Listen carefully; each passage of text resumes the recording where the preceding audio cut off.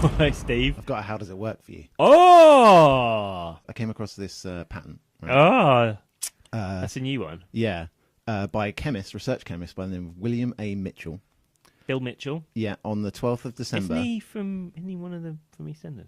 Billy Mitchell. It's like their little brother, one of the Mitchell brothers. It was like the kind of runt Mitchell. Yeah, he didn't hang with his older brothers. Anyway, on the 12th of December 1956, Billy Mitchell filed patent number 3,012,893.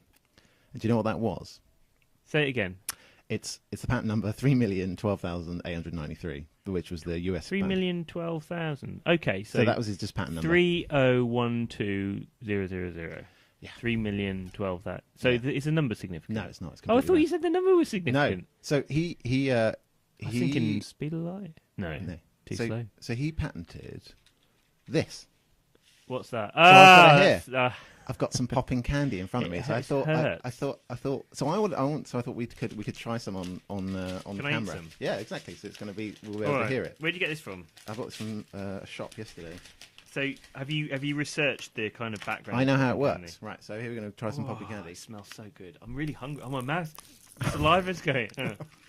Okay, so this might be really annoying for everyone listening to this, but Nick and I have popping candy in our mouths at the moment. Sensual. You know, like that synesthesia thing. Yeah. Oh, baba. So Nick, how does popping candy work? Oh my god, is it good? It's just weird.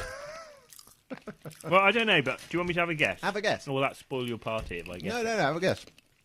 It's something you kind of see every day. It's been patented, to be fair. It didn't make him much money at the time. Do you remember when we were talking about, you know, those, I can't remember what they're called now, Prince Rupert's? Oh, Prince Rupert's drops. Do you remember we were talking about it? Yeah.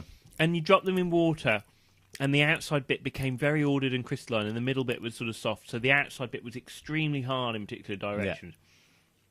I'm wondering whether this might be similar to that. So, like, but do you think when it gets wet, there's some kind of tension that breaks and it kind of pops? So, do you think you're doing? So the question is, oh my god, I'm enjoying it. Hang on. Oh, it smells so good as well. It's so lemony. I got some strawberry. Strawberry on here. Do you want to try the strawberry on? So the question is there a chemical reaction that's going on in there? I hate that. So no, come on, you got to think about some science now. Oh my god! Is there? Oh my god! What happens if you breathe this in? You're fine. It be bad? It's just sugar. I'll tell you that it's just sugar. There's nothing that's undergoing there. There's no chemical reaction that's happening in popping candy. That's what I was thinking. Is some kind of like tension which makes it sort of pop. But how do you get that? Like popcorn. All right. So you think there's kind of some kind of elastic energy when you put it in your mouth, it gets wet and that causes some elastic tension. So you're right, but it's stored in gas. So basically all you do is you take sugar, you heat it up till it bubbles, and then you just put it in 40 atmospheres of pressure. So you put it in a big pressure vessel, and you just let it cool down. Mean? Well, it means so 40 times atmospheric pressure. So it's really high pressure. What have I got in my bike tyres? Probably my mountain bike tyres is about 40 atmospheres. No, 40 psi probably. That's much slower. It's way, way, way, way higher than anything in your bike tyre. Oh, really? Yeah. What have I got on my bike tyre then? Probably about 40 psi. 100 psi if you've got a road bike. Yeah, what's that in atmospheres though? I don't have to work it out.